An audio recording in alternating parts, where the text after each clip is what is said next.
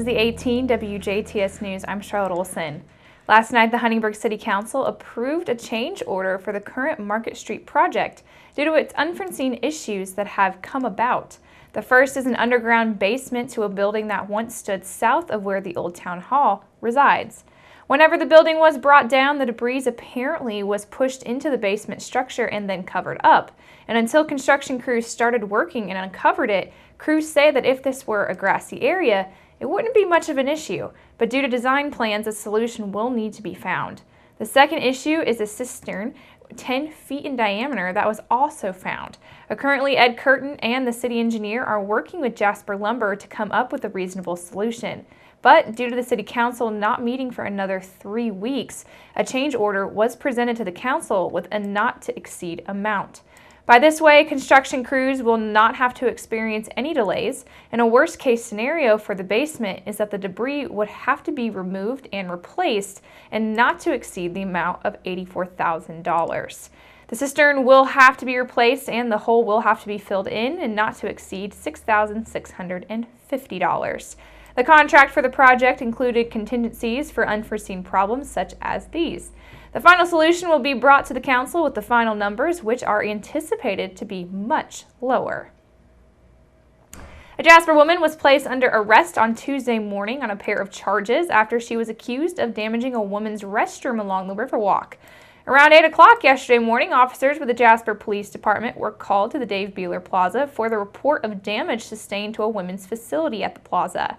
When they arrived, officers spoke to employees with the Jasper Park and Recreation Department, who then told police of the damage once they entered the restroom to clean it.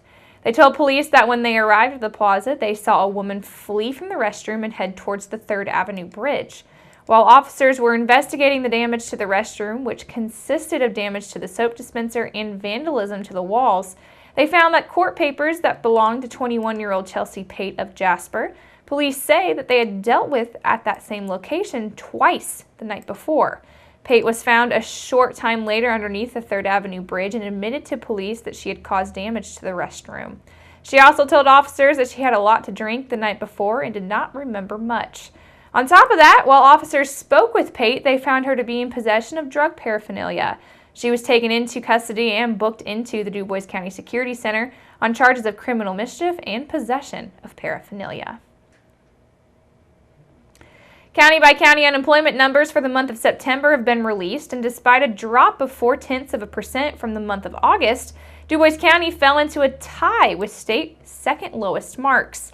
Figures recently delivered by the Indiana Department of Workforce Development show that DuBois County's September rate at 2.6% down from an even 3% in August. DuBois tied with LaGrange County last month for second place behind Elkhart County, who was just 1 percentage point ahead at 2.5%. Statewide, Indiana's unemployment rate stands at 3.8% for September and remains lower than the national rate of 4.2%. With the exception of 1 month when it was equal, Indiana's unemployment rate now has been below the U.S. rate for 4 full years. Indiana's labor force has a net increase of 6,105 over the previous month, which was a result of 9,688 more seeking employment and a 3,583 decrease in employment. Indiana's total labor force stands at nearly 3.34 million, and the state's 64.5% labor force participation rate remains above the national rate of 63.1%. In addition, Indiana's initial and ongoing unemployment insurance claims are at a historical low. Now, locally, as we mentioned, DuBois County, despite a drop of 0.4% from August, fell from the top spot and is now tied for second as far as counties with the state's lowest unemployment rates, and that rate is in at 2.6%. Daviess County is just 0.2 behind DuBois at 2.8%. Martin, Spencer, and Warwick counties all came in at 3.1%, Pike at 3.3%, Crawford at 3.9%, and Perry and Orange County stood at an even 4%. Each county was down from the month before, and Vermilion County, north of Terre Haute, had the state's highest unemployment mark last month at 5.5%. Old National Bancorp reported Tuesday a third quarter 2017 net income of $39.4 million, or 29 cents per diluted share. Included in the current quarter were pre-tax charges of $2.1 million for branch consolidations, $1.9 million for a client experience improvement initiative, $400,000 for merger and integrations, and $300,000 in severance.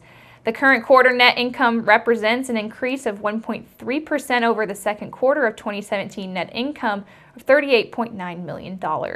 Old National Chairman and CEO Bob Jones says that the quarter is a good illustration of the transformation of the Old National franchise. He says that their recent entry into many of the higher growth markets in the Midwest is reflected in the strong commercial loan growth that they have seen now for 10 quarters.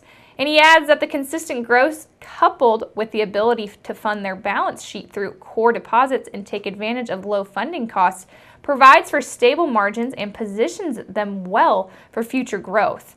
Old National Bank is a regional bank with over 150 retail branches operated by Old National Bancorp, which is based in Evansville.